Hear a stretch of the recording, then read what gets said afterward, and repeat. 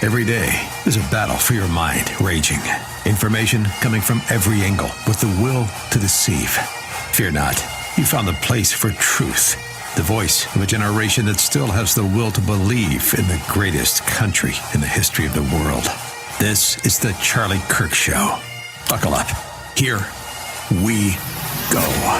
All right, welcome to the Charlie Kirk Show. Andrew Kolvet here. Honored to be with you. Radio stations across the country. You can see the book art right there, by the way. Today is launch day of Charlie's last book, Blake, Stop in the Name of God. Erica Kirk has been in New York doing media. I think today she did Fox and Friends. She did Hannity last night. I think she's going to be co-hosting The Five today, which is very exciting. And she's going to be... If you're the sort of person who watches The Five. If you're the... Yeah. Well, I mean, actually, I think The Five is actually... maybe people don't know this. I think it's the top-rated show on the network, on that network, with Greg Gutfeld. A lot of people do like it. Yeah, no, it's a very popular show. And then she's going to be joining us in the top of hour 2 today. So Erica Kirk will be joining the Charlie Kirk Show at 1 p.m. Eastern, 10 a.m. Pacific. So you guys are going to stay tuned for that. And she's going to be talking about the book. This right here. Also have it in my hand. Stop in the Name of God, Charlie's last book. And this was a labor of absolute love from Charlie. He spent over a year working on it, jotting down notes, reflections, meditating on it. It's deeply personal. I think Erica said it really well, actually, on Hannity. I don't want to get ahead of ourselves here because we are going to be talking about with Erica. But Charlie learning how to rest one day a week was what helped him level up. It was what really took him. He was amazing. But then when he did this, he became even more amazing, effective, better leader, and so many things. So we've got the artwork back there. The team got it done and put it up there. And lots of news to cover in the meantime. Hour 1, we're going to be talking about this really, I think, important Supreme Court case that people are not aware of that could expand and overturn minority majority. It's a reason to be optimistic. Yes, so we're going to hit that, and also Jasmine Crockett. Then we're going to get to the UVU campus president for Turning Point USA, who has got an explosive story that's been developing in Utah, where they want to change. There's plans for a Charlie Kirk memorial at UVU, where he was assassanated. Yeah, let's not spoil it. Let's let him. Yeah, I'll say that much. We have a dramatic story. And then something happened, or is happening, and we want to get ahead of it. And then Erica Kirk, and then we have Hillsdale Professor Spalding talking about what is an American. I think that's appropriate given the fact that we are talking about birthright citizenship yesterday. The Supreme Court's going to be hearing that case. All right, so let's just get out the gate real well here. Jasmine Crockett has decided to run for Senate, and I feel obligated to at least lead with this. Jasmine Crockett is a very fiery figure. Out of Texas. She has risen to prominence by basically being flamboyantly, aggressively, obnoxiously insensitive, saying wild things, saying anti-white things, anti-Trump things, anti-conservative things. So let's just hear her in her own words why she's announcing her run for Senate, 181. There are a lot of people that said, you got to stay in the House. We need our voice. We need you there. And I understand. But what we need is for me to have a bigger voice. As if that was... whatever.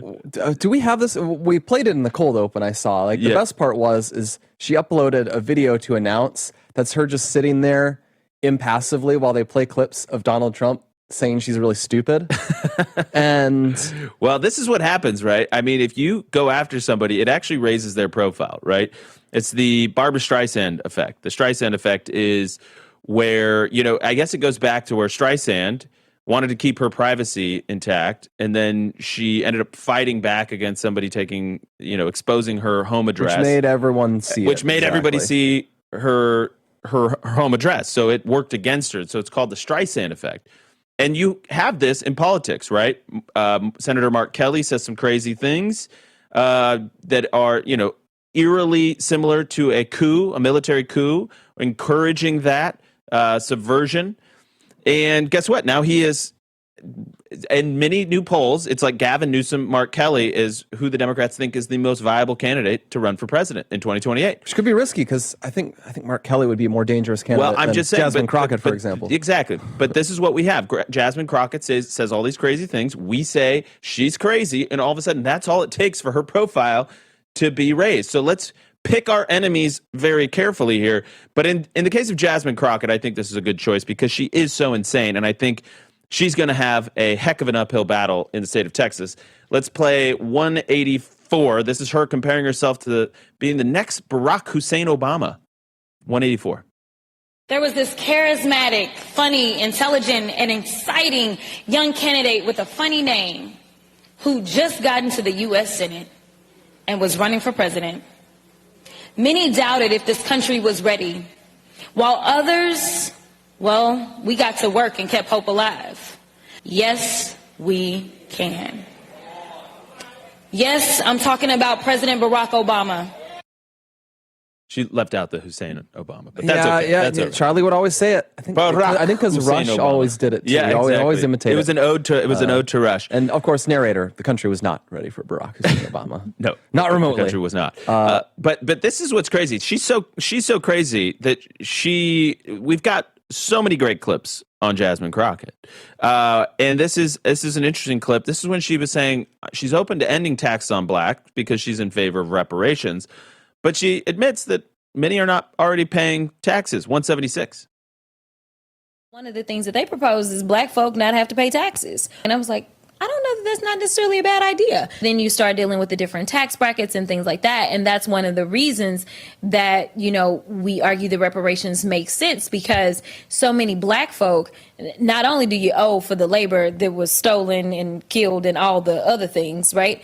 But the fact is, like, we end up being so far behind, right? And so it's like, how do you bring forth people? Exactly. And so it's like, if you do the no tax thing, for people that are already, say, struggling and aren't really paying taxes in the first place, it doesn't really exactly. They may want those checks like they got during COVID. Exactly. So that's her admitting that reparations is a flawed endeavor to begin with. We could keep going. She says she doesn't need to win over Trump supporters to do this. Now, Trump carried Texas by 14 points. So if I'm just doing the math here, I gotta question her logic here, Blake. 178. How will you convert those who are supportive of him to voters for you? Yeah, I don't know that we'll necessarily convert all of Trump supporters. That's not our goal. Do you need to? Our goal is to definitely talk to people. No, we don't. We don't need to. Well, you got to get some. You got to get some. So this is a good reason to be optimistic, because Jasmine Crockett, one of her opponents has already basically dropped out in response to this, decided, let's pack up and go home. But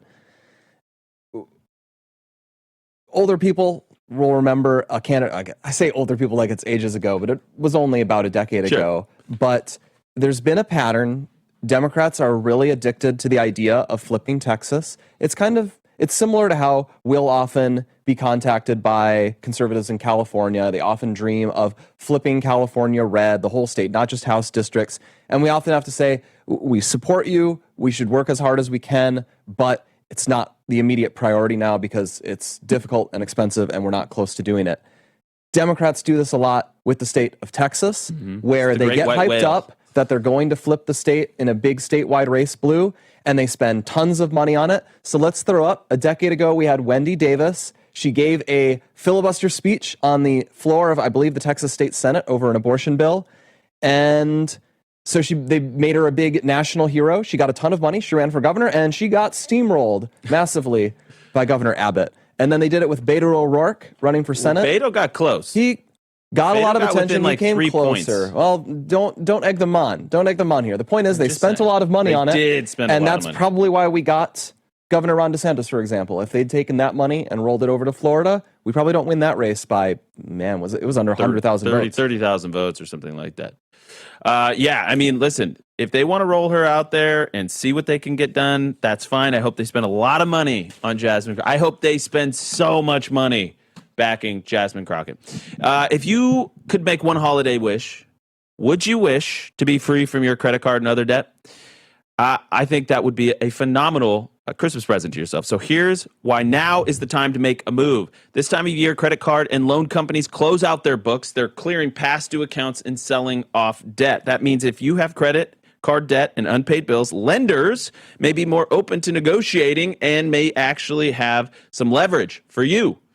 Done with Debt knows exactly how to use it. They understand the year-end pressure and monitor lender trends so they can jump in and negotiate hard on your behalf. Now is the time to get out from under crushing debt without bankruptcy or loans. Done with Debt goes to work month one with one goal: reduce your total debt and leave you with more money every month. So get started now. That's the key. Chat for free with a Done With Debt specialist at donewithdebt.com. That's donewithdebt.com, donewithdebt.com. We'll be right back.